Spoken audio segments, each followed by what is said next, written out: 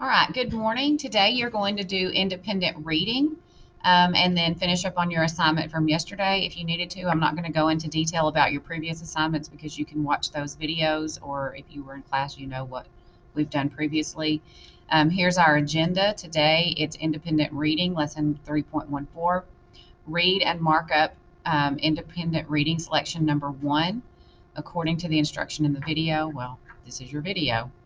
So you're going to make at least 10 annotations on this. So if you go to Google Classroom, you'll have your instructions in there.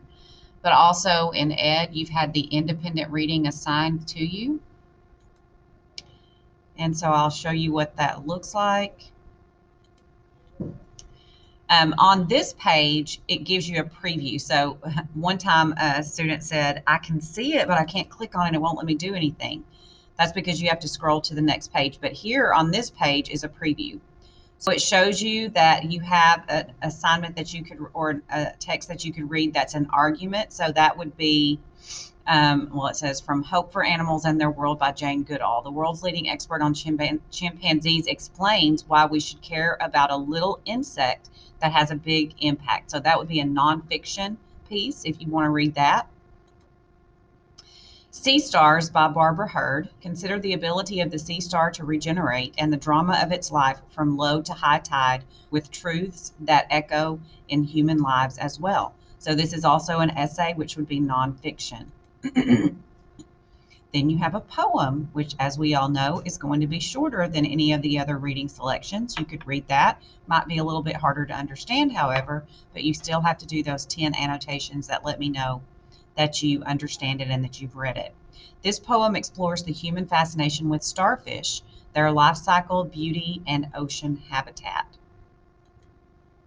And then a short story, Wolves, by Jose Luis Zarate.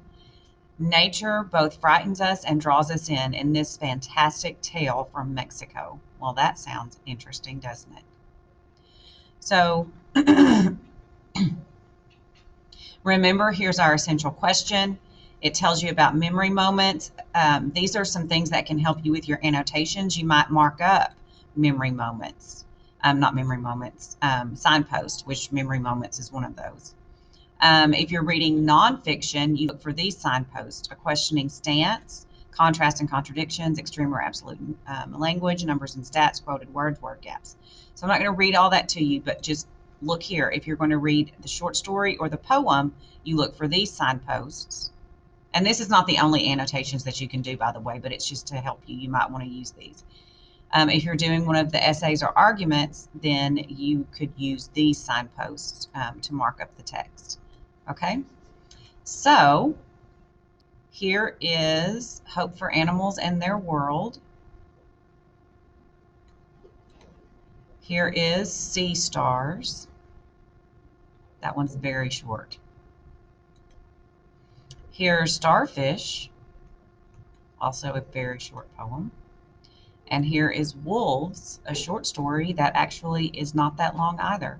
So the first selection is the longest. The others are relatively short. I would think you could read them within 10 minutes or so. So what do you do for annotations? Well, you can make questions out of the title. You could say, I wonder what this story is going to be about. Is it going to be a human encounter with wolves? You can ask yourself questions and mark it up. But what I'm looking for is 10 actual annotations where you highlight something and then underline it or highlight it and add a note. It has to have a note with it to count as an annotation. It can't just be a highlight or an underline, okay? So make sure that you know that. And then when I go to grade it, what I'll do is look at the notes on the side, and I'll look at your notes that you've made. These are my notes, by the way. And so I'll go down to today's date, January 9th, or tomorrow's, depending on when you get this done. And I will look to see your notes. And so there will have to be highlights there and notes taken that let me know that you understood what you read, not just, oh, wow, that's interesting. It has to be, this reminds me of, or at first I thought this, but now I think this. Um, what he means here is, so you could summarize or restate things in the margin. So anything that lets me know that you understood what you're reading, and there's no reason not to read one of these and do 10 annotations. That's another easy daily grade because they're very short, except for the first one, and it's not that long. Okay, so that's your assignment for today. If you have any questions, let me know, and I will talk to you later.